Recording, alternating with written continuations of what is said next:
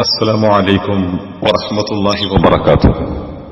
الحمد لله رب العالمين، الصلاة والسلام على خاتم الأنبياء والمرسلين نبينا محمد وعلى آله وصحبه أجمعين ومن سار على نهجه واستنى بسنته إلى يوم الدين.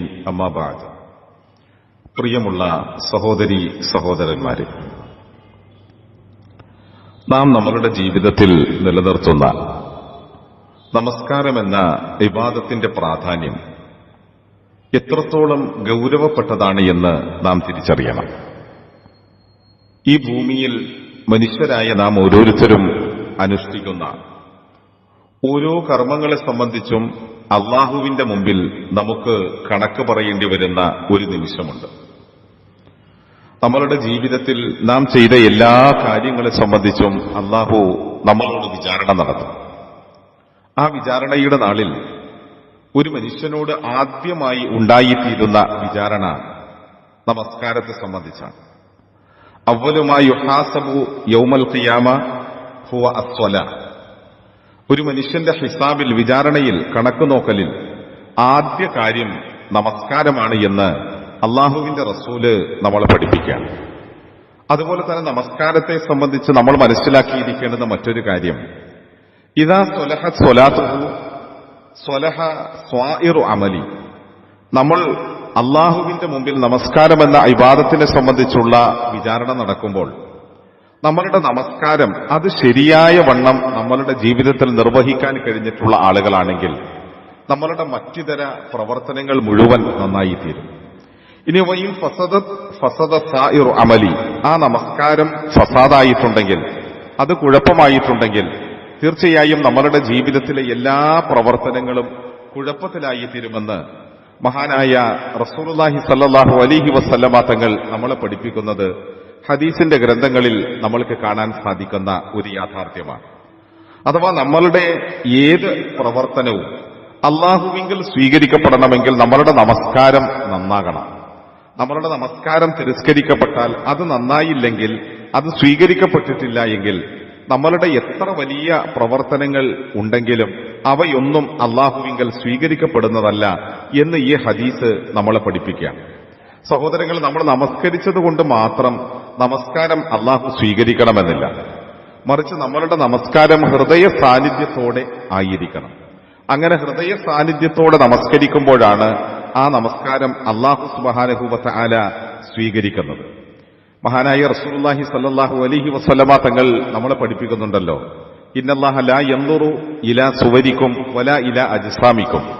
അല്ലാഹു തആല നമ്മളുടെ ബാഹ്യമായ രൂപത്തിലേക്കോ അല്ലെങ്കിൽ നമ്മളുടെ ശരീരത്തിന്റെ അവയവങ്ങളിലേക്കോ ഒന്നുമല്ല അല്ലാഹു നോക്കുന്നത്, മറിച്ച് നമ്മളുടെ ഖൽബിലേക്കാണ്, നമ്മളുടെ ഹൃദയത്തിലേക്കാണ്. മഹാനായ റസൂലുള്ളാഹി സ്വല്ലല്ലാഹു അലൈഹി വസല്ലമ തങ്ങൾ പറയുന്നുണ്ട്, അല ഇന്ന ഫിൽ ജസദി മുദ്ഗ. തീർച്ചയായും നിങ്ങളുടെ ശരീരത്തിൽ ഒരു മാംസ കഷ്ണമുണ്ട്. ആ മാംസ കഷ്ണം നന്നായി കഴിഞ്ഞാൽ ഇദാ സ്വലഹത് സ്വലഹൽ ജസദു കുല്ലു, ശരീരം മുഴുവനും നന്നായി തീരും. ഇനി ഇദാ ഫസദത്, ആ മാംസ കഷ്ണം ദുഷിച്ചു പോയാലോ ഫസദൽ ജസദു കുല്ലു, ശരീരം മുഴുവൻ ദുഷിച്ചു പോകും. അഥവാ റസൂലുള്ളാഹി സ്വല്ലല്ലാഹു അലൈഹി വസല്ലമ തങ്ങൾ നമ്മളുടെ ശരീരത്തിലുള്ള ആ മാംസഭാഗത്തെക്കുറിച്ച് പറഞ്ഞത് അല വഹിയൽ ഖൽബ്, നിങ്ങളുടെ ഹൃദയമാണ് എന്നാണ്. അപ്പോൾ ഹൃദയം നന്നായാൽ ശരീരം മുഴുവൻ നന്നാകും. അപ്പോൾ നമസ്കരിക്കാൻ നിൽക്കുന്ന ഒരു മനുഷ്യനെ സംബന്ധിച്ചിടത്തോളം നമസ്കാരത്തിൽ ഹൃദയ സാന്നിധ്യമുണ്ടെങ്കിൽ അവന്റെ നമസ്കാരത്തിലെ മറ്റുതര കർമ്മങ്ങളെല്ലാം നന്നായി തീരും. അത് വളരെ കൃത്യമായ നിലയിൽ അച്ചടക്കത്തോടെയും ഭയഭക്തിയോടെയും ഉള്ളതായി തീരും. ഇനി ഹൃദയ സാന്നിധ്യമില്ലാതെയാണ് നമസ്കരിക്കുന്നതെങ്കിലോ തീർച്ചയായും നമ്മളുടെ ശരീരവും അങ്ങനെ തന്നെയായിരിക്കും. നമ്മളുടെ ശരീരത്തിലും ആ അലസതയും അശ്രദ്ധയും നമസ്കാരത്തിൽ ഇല്ലാത്ത പല കാര്യങ്ങളും ആ സന്ദർഭത്തിൽ കടന്നു വരുന്ന സാഹചര്യങ്ങൾ ഉണ്ടായിത്തീരുകയും ചെയ്യും. നമുക്കൊക്കെ വളരെ കൃത്യമായ നിലയിൽ അറിയാം എങ്ങനെയാണ് നമസ്കരിക്കേണ്ടത് എന്ന്. റസൂലുള്ളാഹി സ്വല്ലല്ലാഹു അലൈഹി വസല്ലമ തങ്ങൾ നമ്മളെ പഠിപ്പിച്ചിട്ടുണ്ട്, സ്വല്ലു കമാ റഅയ്തുമൂനി ഉസല്ലി. ഞാൻ എങ്ങനെ നമസ്കരിച്ചുവോ അതുപോലെ നിങ്ങൾ നമസ്കരിക്കണമെന്നാണ്. അപ്പോൾ നമസ്കാരത്തിൽ എവിടെയാണ് കൈകെട്ടേണ്ടുന്നത്, അതുപോലെ തന്നെ നമസ്കാരത്തിൽ നാം എങ്ങനെയാണ് റുക്കൂ ചെയ്യേണ്ടുന്നത്, സുജൂദിൽ എന്ത് പ്രാർത്ഥനയാണ് നാം പറയേണ്ടുന്നത്, അത്തഹിയ്യാത്ത് ഓതേണ്ടതിന്റെ രൂപം എങ്ങനെയാണ്, ആ ഇരുത്തം എങ്ങനെയായിരിക്കണം, സുജൂദ് എങ്ങനെയായിരിക്കണം, എല്ലാ കാര്യങ്ങളിലും റസൂലുള്ളാഹി സ്വല്ലല്ലാഹു അലൈഹി വസല്ലമ തങ്ങളിൽ മാതൃകയുണ്ട് എന്നാണ്. അപ്പൊ അള്ളാഹുവിന്റെ റസൂലിന്റെ ആ മാതൃകകൾ ഉൾക്കൊള്ളുന്നതായിരിക്കണം നാം നമസ്കാരം നിർവഹിക്കേണ്ടുന്നത്. പക്ഷെ നമ്മളിവിടെ ഗൗരവത്തോടെ മനസ്സിലാക്കേണ്ടുന്ന ഒരു കാര്യം, നാം ഈ കാര്യങ്ങളെല്ലാം ശ്രദ്ധിക്കും. പക്ഷേ അത് ശ്രദ്ധിക്കുമ്പോഴും നമ്മളുടെ നമസ്കാരത്തിൽ ഇല്ലാതെ പോകുന്ന ഏറ്റവും വലിയ ഒരു ഘടകമാണ് ഹൃദയ സാന്നിധ്യം എന്നുള്ളത്. അഥവാ നമസ്കാരത്തിലെ ഭക്തി, ആ ഖുശൂ അത് നഷ്ടമായി തീർന്നു കഴിഞ്ഞാൽ നമ്മളുടെ നമസ്കാരം കൊണ്ട് എന്താണ് കാര്യമുള്ളത്?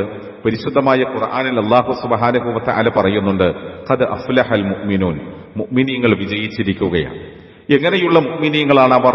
അല്ലദീനഹും ഫീ സ്വലാത്തിഹിം ഖാശിഊൻ, തങ്ങളുടെ നമസ്കാരത്തിലെ ഭക്തി അത് കാത്തുസൂക്ഷിക്കാൻ കഴിയുന്ന ആളുകൾ.